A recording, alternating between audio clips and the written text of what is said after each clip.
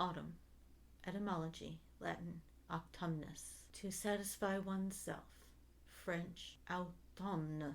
See avarice. 1.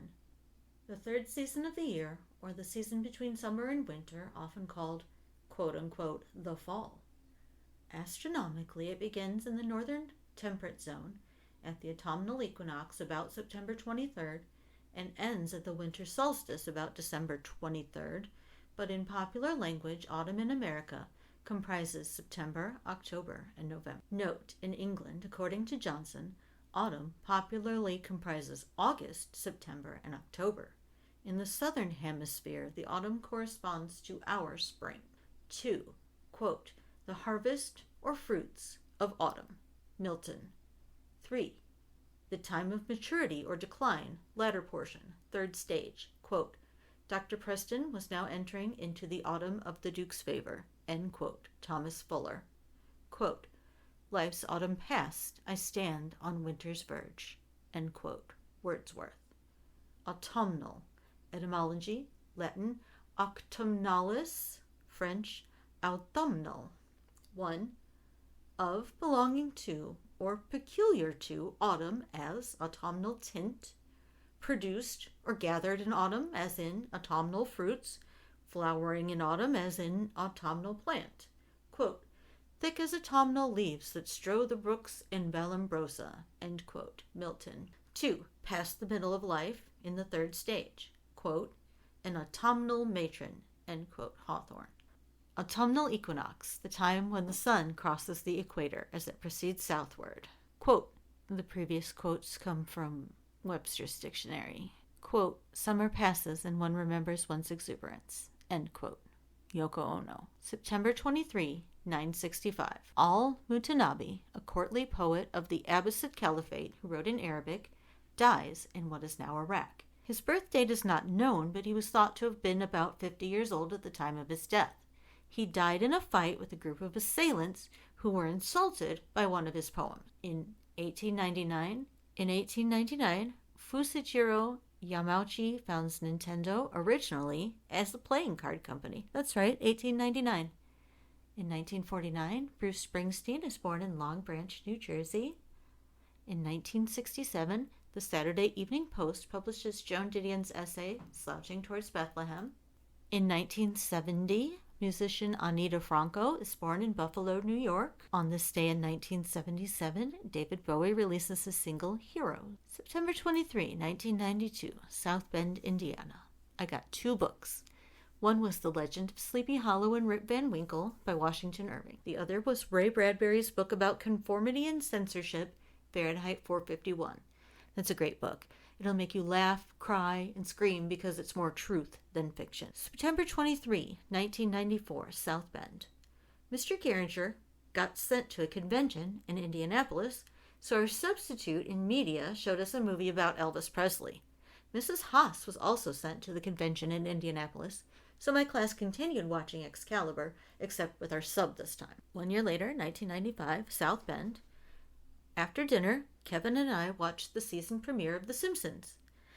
Spoiler alert for a TV show from 1995, but it was Maggie who shot Mr. Burns. And if I haven't already mentioned, Kevin is my only sibling, my brother, by the way. September 23, 1998, St. Mary's College. I was supposed to have read 80 pages of Zora Neale Hurston's I Love Myself When I Am Laughing, but I only made it through about 30.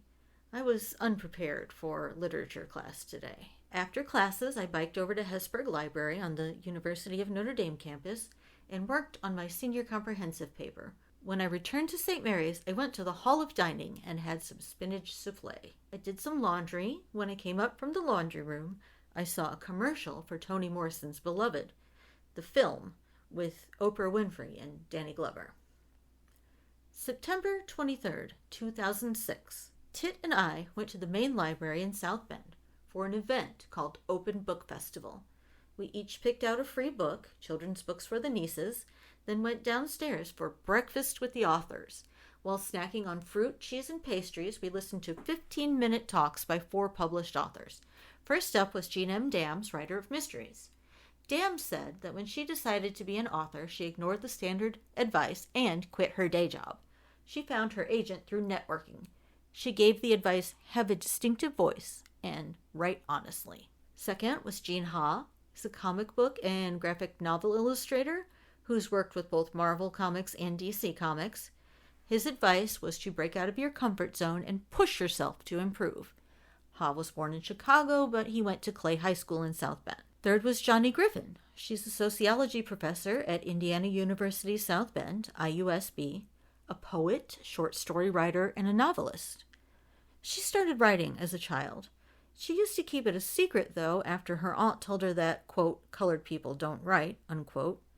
But after one of Johnny's high school friends was murdered by that friend's boyfriend, she decided she had to write for herself and for the girl who was murdered. Her advice was, quote, just keep writing, end quote.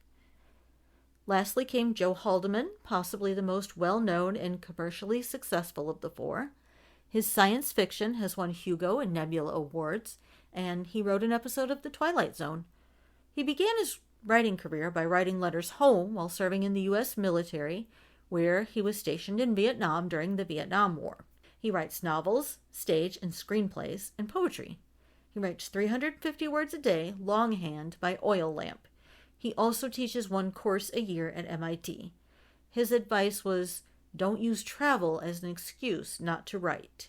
He also said that while he does earn a living solely by writing, it's about equivalent to what a, quote, good used car salesman, unquote, might earn. Afterward, Tit and I got to ask Haldeman and his wife a few questions. Tit and I walked over to the downtown Subway restaurant and had lunch after that.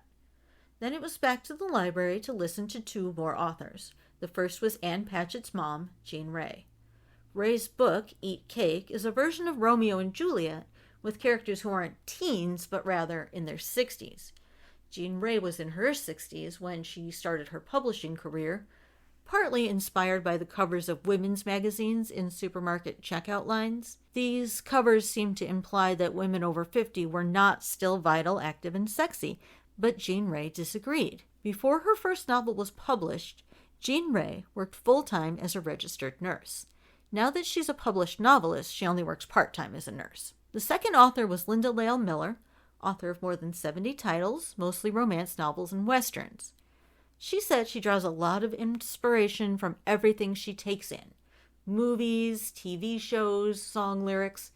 She admitted when she was a little girl she had a crush on Michael Landon on Bonanza. Tit asked her a question, and according to him, she sort of brushed him off. He attributed this to his being a quote-unquote older man with a quote-unquote younger woman. I don't know about that. She said keep writing, but also noted that the market is very tough. And lastly, we have a short diary entry from Thursday, September 23rd, 2010, Mishawaka, Indiana. Tit and I went to the Humane Society, where we saw a really cute 2-year-old male cat named Tink. He's white with brown markings. They let us hold him and pet him. We turned in an application to adopt him. Spoiler alert, we adopted him.